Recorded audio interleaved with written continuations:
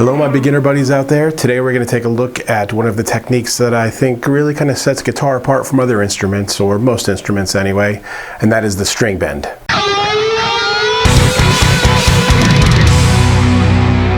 Okay, so when you're just starting out and you're learning guitar, you first learn your scales, your chords, and you're playing maybe just your first leads in a pentatonic scale like I was there at the beginning. And one of the first things you're going to hear guitar players doing is bending the strings, and you want to learn how to do that. You don't just want to be playing plain notes all the time. You want to get that expression and do that thing that makes you make that rock and roll face. And that is the string bend, like you saw in the beginning there.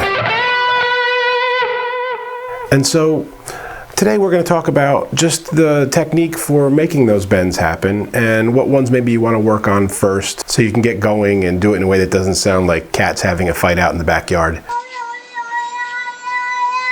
And a side note here, when I was first learning how to bend, that is exactly what my sister said I sounded like, and she was probably right. So the first thing to understand is that what you're doing when you're bending a string is raising the pitch to a note, a half step maybe, or a whole step higher. You can even go further than that, but for purposes of a beginner lesson, we're just going to talk about half and whole step bends. And so what that means is that you're going from, say, like I did here on the 14th fret, this is an A on the G string, and you can bend up, a whole step would be 2 frets, so it'd be 1, 2 to the B.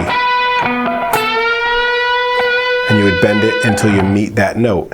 A half step bend would be 1 fret, which would be the B flat, and you would bend it until you meet that note. So when you're first practicing your bends, you actually want to hit the note first, so you've got it in your head and you can hear what it sounds like, and then make sure you bend up to it.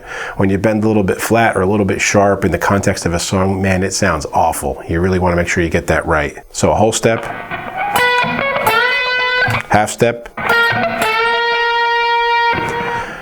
and that's very simply how you figure out what note you're bending. Now, as far as the technique and how to make it easier on yourself, you notice in this case I'm bending with my third finger, 1, 2, 3, 4 when you're counting your fingers for guitar. And I don't just use that finger, I use the fingers behind it to help me out. So I'm actually bending with the strength of 3 fingers instead of just 1. And it makes it easier, especially when you do vibrato with it. Now, you don't only bend with that finger, you can sometimes bend with the second finger, depending on where you're at. But even there, you can see I've got both fingers engaged. I'm always getting the help if I need it. So I don't often bend with the first finger, although I can, and usually when I do, it's not up, that's harder. I pull the string down towards the ground. If I try to do that same bend up, I usually get a lot of noise and I don't have the power. I did it okay there, but you can see the strings like popped up, and there's a lot of opportunity for string noise to happen. And you know, you can even bend with your pinky, but now it starts to get really hard. But at least I got all the fingers engaged in that case.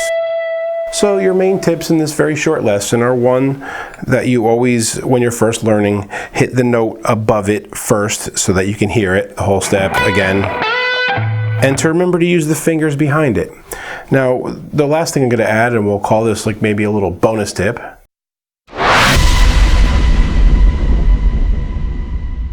is how to avoid string noise when you're bending, especially on the higher strings.